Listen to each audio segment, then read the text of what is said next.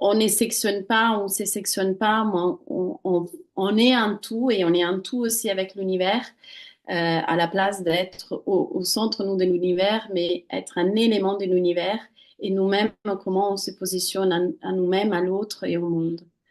Voilà ce qui m'avait un petit peu évoqué le travail. Après, je pense que chacune de nous elle a une manière différente de rentrer. Et en même temps, c'était chouette hier, j'ai fait la pratique de justement de Julia juste après la mienne. Et je trouvais qu'il y avait plein de résonances et c'était dit en manière différente et comment d'accès différent et qu'est-ce qu'elle a besoin la personne, quelle clé j'ai besoin aujourd'hui. Hein, la clé de, je prends souvent l'exemple de Alice au pays des merveilles, les différentes clés qu'elle a besoin pour rentrer est-ce que la porte elle est grande, elle est petite et qu'est-ce qu'elle a besoin la personne aujourd'hui. Et donc de retrouver la poésie de nous-mêmes, de la personne, de l'être humain et de la vie, enfin, voilà, au sens large.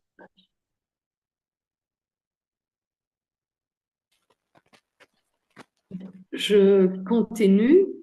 Voilà, je résonne avec des choses que vous avez toutes les deux évoquées, Delphine et Camilla.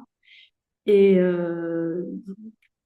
au début, quand voilà, le titre a été donné du concret au subtil, je me suis dit, bon, du point de vue du body-mind centering, effectivement, on a un body and a mind, et ce sont deux entités différentes, mais en fait, l'être est une seule entité, et le body et le mind sont des expressions différentes, mais d'une unité, une expression plus concrète, une expression plus subtile.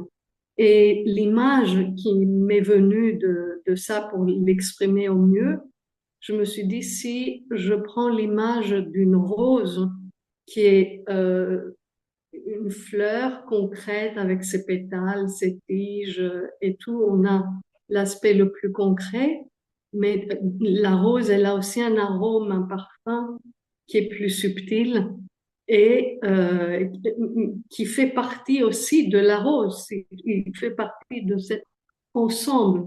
Donc, nous avons tendance à vouloir séparer les choses et c'est une de nos fonctions, voilà, de compréhension du monde. Mais quand on voit la globalité, on voit, voilà, une seule entité.